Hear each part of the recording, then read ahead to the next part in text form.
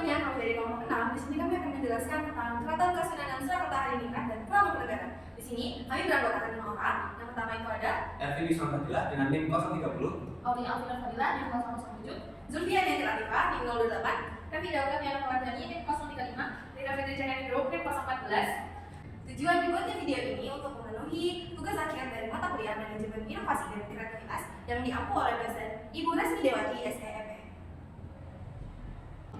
Yang pertama itu ada Keraton Kasunanan Surakarta Hadiningrat. Di sini tertera gambar Keraton Surakarta tempo dulu. Selanjutnya ada sejarah Keraton Surakarta.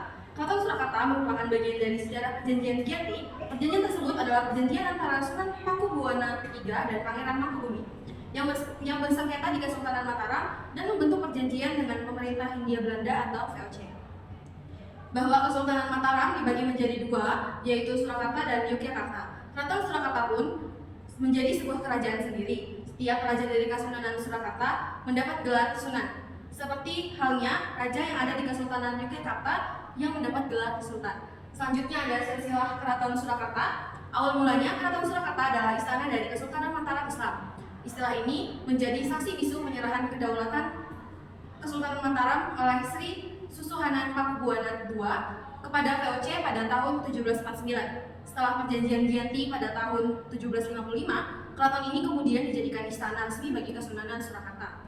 Selanjutnya, ada raja pertama Keraton Kasunanan Surakarta Hadiningrat, Sunan Pakubuwana II atau Sunan Kumbul, memiliki nama asli Raden Mas Prabasuyasa. Ia merupakan putra Amangkurat IV dan Ratu Amangkurat atau Ratu Mas Kadipaten, seorang permaisuri keturunan Sunan Kudus, salah satu wali Songo. Ia dilahirkan pada tanggal 8 Desember 1711, menjadi Raja Mataram ke-9, bertahta 1726 sampai 1742. Selanjutnya menjadi Raja Surakarta pertama yang bertahta antara tahun 1745 sampai 1749. Di sini sudah tertera foto yang pertama ini ada malam seliburan. Malam seliburan sendiri itu tradisi yang dilaksanakan untuk memperingati Nuzulul Quran yang dimulai sejak masa pemerintahan Pakubuwono ke-10. Kemudian di sini ada foto kirap satu suro, tradisi tahunan yang diadakan pada malam satu suro sebagai bentuk introspeksi dan permohonan keselamatan. Kemudian yang di sini ada foto tradisi sekaten.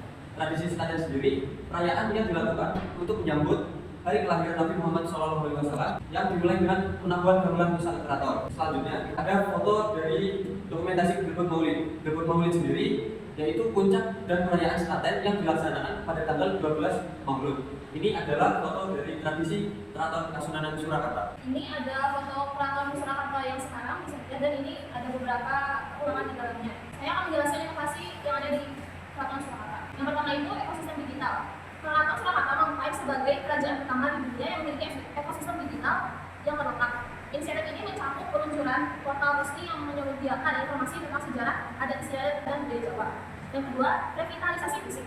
Keraton juga melakukan revitalisasi terhadap kawasan alun-alun utara dan selatan untuk memperbaiki infrastruktur dan memberikan ruang yang lebih baik bagi pedagang kaki lima.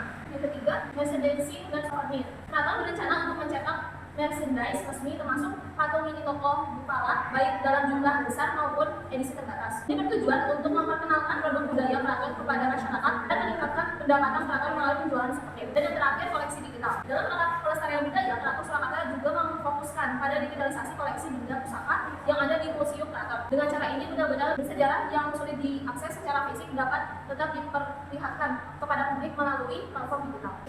Yang kedua ada Pura Mangkunegaran. Ini ada gambar Pura Mangkunegaran yang dulu, dan yang ini ada Pura Mangkunegaran sekarang. Sejarah Pura Mangkunegaran. Kelahiran Perjanjian Salatiga menjadi tanda berakhirnya gejolak dalam dinasti Mataram Islam. Pada 17 Maret 1757 atau bertepatan pada hari Sabtu Legi tanggal 5 Jumadil Awal tahun Alif Bintang Utara tahun Jawa 1638 tercapailah kesepakatan bersama melalui Perjanjian Salatiga. Raja pertama Pura Mangkunegaran yaitu Raja Gusti Pangeran Adipati Aryo. Mangkunegaran I memiliki nama lahir yaitu Raden Mas Said.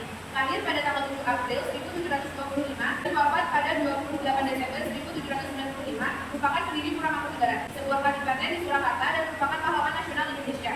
Ayahnya bernama KPA Mangkunegaran atau Kartasura dan ibunya bernama Rai Bulan. Pada saat ini yaitu Gusti Pangeran Haryo Bre Cakrahutomo Wirasujiwo atau Mangkunegaran 10 lahir tanggal 29 Maret 1990. Dia merupakan putra sulung Mangkunegaran 9 dari permaisuri Rizka Marina Karyogi Supardi yang kemudian